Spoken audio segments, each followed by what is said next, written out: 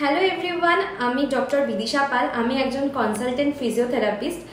আমি আজকে যে টপিকটা বা যে বিষয়টা নিয়ে আলোচনা করব সেটা হচ্ছে নেক পেন, যেটা আমাদের খুব কমন একটা প্রবলেম। আমাদের চারপাশে যারা আছে তাদের সবারই হতে পারে আর হয়েও থাকে। আর এটা শুধু বয়স্কদেরই না, বয়স্ক থেকে ইয়াং সবারই এই প্রবলেমটা আমরা ফেস করে আসি। তো কি কারণে এই নেক পেন হতে পারে, শুধু যে আমাকে অনেকেই প্রশ্ন করে যারা ক্লিনিকে আসে আমাদের, যে এটা কি সার্ভাইকাল স্পন্ডিলোসিস, বা শুধু সার্ভাইকাল স্পন্ডিলোসিসের জন্যই যে নেক পেনটা হয় সেটা কিন্তু নয়, আরও বিভিন্ন কারণ আছে যে নেক পেন হতে পারে।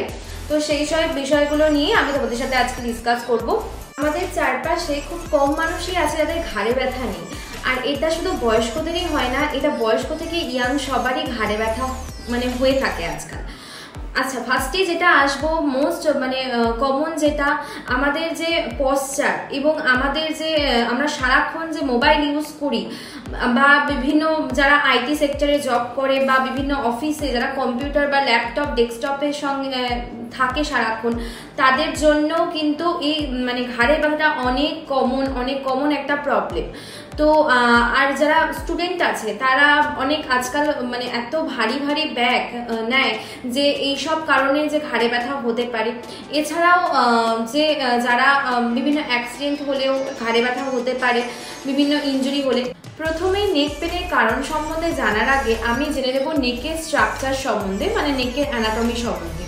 আমাদের নেক পেনে যে সি স্পাইনটা আছে, যেটাকে বলে সার্ভাইকাল ভার্টিব্রা, যেটা আছে সেটা 7টা ছোট ছোট বোন নিয়ে আমাদের সি স্পাইনটা যুক্ত আছে, এবং সেই 7টা ছোট ছোট বোনের মাঝখানে আমাদের একটা জেলির মতো অংশ থাকে, সেটাকে বলা হয় ইন্টারভার্টিব্রাল ডিস্ক।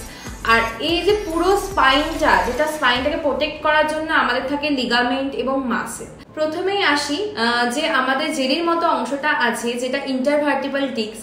সেই ডিস্কটা যদি কোনো কারণে সরে যায়, সেটা আমাদের পশ্চারাল কারণে বা অস্টিওআর্থারাইটিস জনিত চেঞ্জেসের কারণে যদি সরে গিয়ে নার্ভকে চাপ দেয় এবং এনট্র্যাপমেন্ট করে, সেই ক্ষেত্রে আমাদের ঘাড়ে ব্যথা হতে পারে।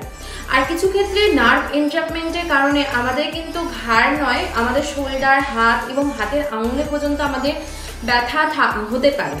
এবার আসি দ্বিতীয় কারণে, যেটা মোস্ট কমন কারণ, সেটা হচ্ছে সার্ভাইকাল স্পন্ডিলোসিস। সার্ভাইকাল স্পন্ডিলোসিসের ক্ষেত্রে যেটা হয় সেটা আমাদের ডিজেনারেটিভ এবং অস্টিওফাইটস চেঞ্জেস দেখা যায়, সেটার ক্ষেত্রেও ঘাড়ে ব্যথা হতে পারে। 3 নাম্বার যে পয়েন্টটা, সেটা হচ্ছে মাসেল উইকনেস। মাসেল উইকনেসের জন্য আমাদের ঘাড়ে ব্যথা হতে পারে।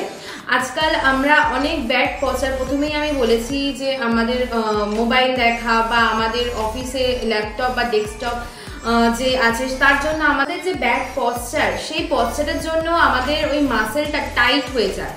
মাসেল টট হয়ে গেলে তখন সেখানে ট্রিগার পয়েন্ট হয়, সেই কারণে আমাদের ঘাড়ে ব্যথা হতে পারে। এছাড়া আমাদের বিভিন্ন ভার্টিগো যাদের আছে, যাদের হার্টের কোনো প্রবলেম আছে, তাদের ক্ষেত্রেও আমাদের ঘাড়ে ব্যথা হতে পারে কিছু ক্ষেত্রে।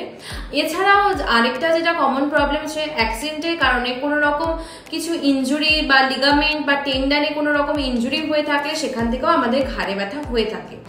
তো ঘাড়ে ব্যথার জন্য যেটা পশ্চারের জন্য যেটা আমি বলবো সবচেয়ে, যে আমাদের যে অফিসে আমরা যেখানে কাজ করছি, সেখানে যাতে ডেস্কটা যে আমাদের থাকে, সেই ডেস্ক জানি আমাদের হাইট অনুযায়ী হয়, একটু উঁচু করে কাজ করা উচিত। আর নিচু হয়ে বেন্ড হয়ে কোনো রকম কাজ করা আমাদের উচিত নয়।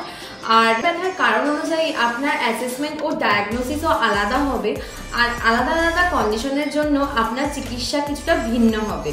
আর যারা কিছু কমন এক্সারসাইজ আছে যেগুলো আপনি সমস্ত কিছু কন্ডিশনে করতে পারেন, সেই সমস্ত এক্সারসাইজও আমি আপনাদেরকে দেখিয়ে দেবো, সেটা আমি পরের ভিডিওতে দেখিয়ে দেবো। আজকের মতো এইটুকুই, আবার দেখা হবে অন্য একটা ভিডিওতে। নমস্কার।